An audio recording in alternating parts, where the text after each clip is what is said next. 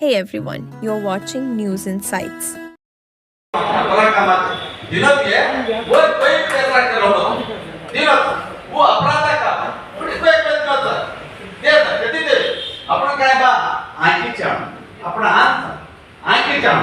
आपण स्पष्ट वर ಬಗ್ಗೆ ಮಾತ್ರ ಬಾತಿದ್ರು आपण ಗೋರ್ ಬಾಯಿ ಕೀ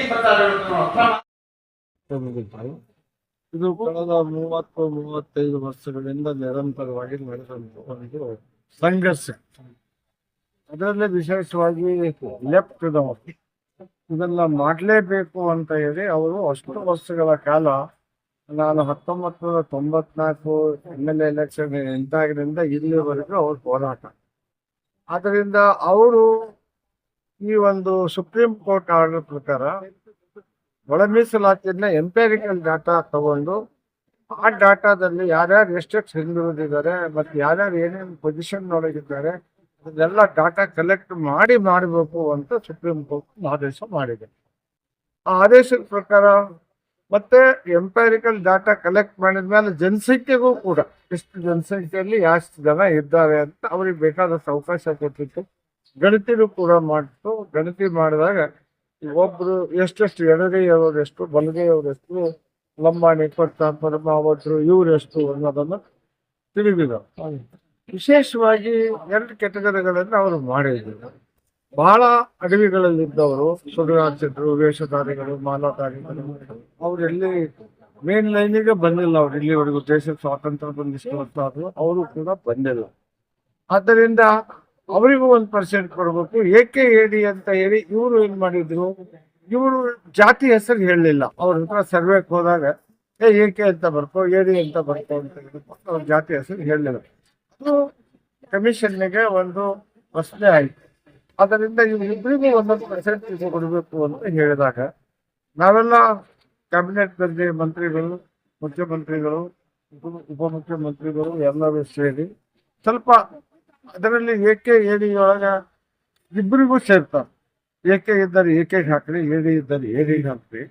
ಆಮೇಲೆ ಏನು ಸೂಕ್ಷ್ಮ, ಅತಿ ಸೂಕ್ಷ್ಮ ಜನಾಂಗ ಅದಾರ ಅವರನ್ನ ನಮ್ಮ ಕಡೆ ಒಂದಿಷ್ಟು ಸೇರಿಸ್ಬಿಟ್ಟು ಸರಿ ಮಾಡ್ರಿ ಅನ್ನೋ ಒಂದು ಇದನ್ನು ಮಾಡಿದ್ವಿ.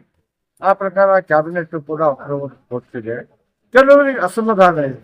ಕೆಲವರು ಹೈಯೆಸ್ಟ್ ಅದಾರ, ಅವ್ರ ಜೊತೆ ನಮ್ಮ ಕಾಂಪಿಟೇಷನ್ ಮಾಡಕ್ ಆಗಲ್ಲ, ನಮ್ಮನ್ನ ಅವ್ರ ಜೊತೆ ಸೇರಿಸೋದ್ರಿಂದ ನಾವು ಹೊರಗುಳಿತೀವಿ, ಭಯ ಇದೆ. ಆ ಭಯವನ್ನ ಮುಖ್ಯಮಂತ್ರಿಗಳು ಮತ್ತು ಅವರು ಕೂಡ ತಮ್ಮ ಕೂಗನ್ನ ಬಹಳಷ್ಟು ಕಡೆ ಬೇಡಿಕೆಗಳನ್ನು ಇಟ್ಟು ಹೋರಾಟ ಮಾಡ್ತಾರೆ. ಅದಕ್ಕೆ ಸರ್ಕಾರ ಮುಂದೇನು ಕ್ರಮ ತಗೋತದೆ ಕಾದು ನೋಡೋಣ. ತಮ್ಮವರಿಗೂ ಕೂಡ ನಾವು ಹೇಳಿದ್ದೇವೆ, ಇಲ್ಲ ಇದನ್ನ ಇಲ್ಲಿಗೆ ಮುಗಿಸ್ರಿ.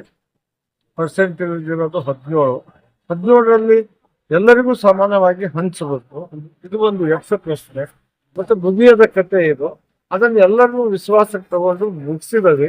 ಅದಕ್ಕೆ ಮುಂದೇನಾದ್ರೂ ಇದ್ರೆ ಸ್ವಲ್ಪ ಸಮಸ್ಯೆಗಳದಾವು, ಅದನ್ನು ಸರಿಪಡಿಸೋದು ತೃಪ್ತಿನ ಅಥವಾ ಸರ್, ನಾವು ತೃಪ್ತಿ ಇದೆ ಹೇಳಬೇಕು ಅಂದ್ರೆ ಕೆಲವರಿಗೆ ತೃಪ್ತಿ ಇಲ್ಲ.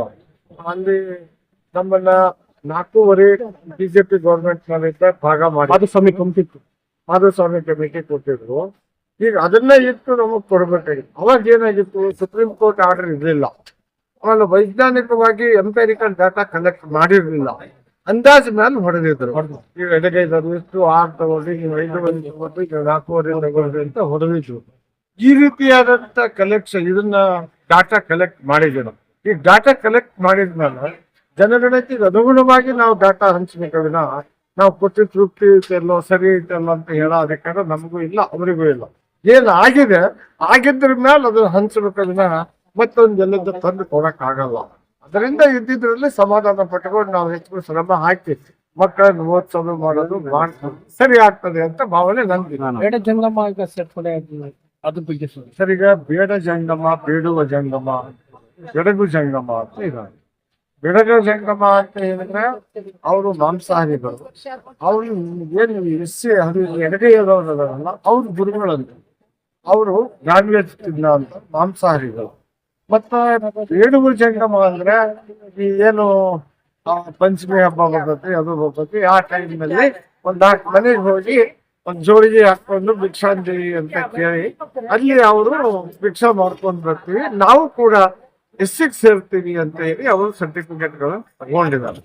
ಬಟ್ ಕುಲ ಅಧ್ಯಯನ ಶಾಸ್ತ್ರವನ್ನ ನೋಡ್ಲಾಗಿ ಅವರಿಗೂ ಇವರಿಗೂ ಸಂಬಂಧ ಇಲ್ಲ ಅನ್ನೋದನ್ನ ಕೋರ್ಟ್ಗಳು ತೀರ್ಪು ಕೊಟ್ಟಿರುತ್ತೆ. ಅದರಿಂದ ಅದಕ್ಕೆ ಬೇರೆ ಹೋರಾಟ, ಇದಕ್ಕೆ ಬೇರೆ ಹೋರಾಟ ಈಗ ಇವತ್ತು ಮುಗಿಸಿರುತ್ತೆ. Thank you. ಒಳ ಮೀಸಲಾತಿ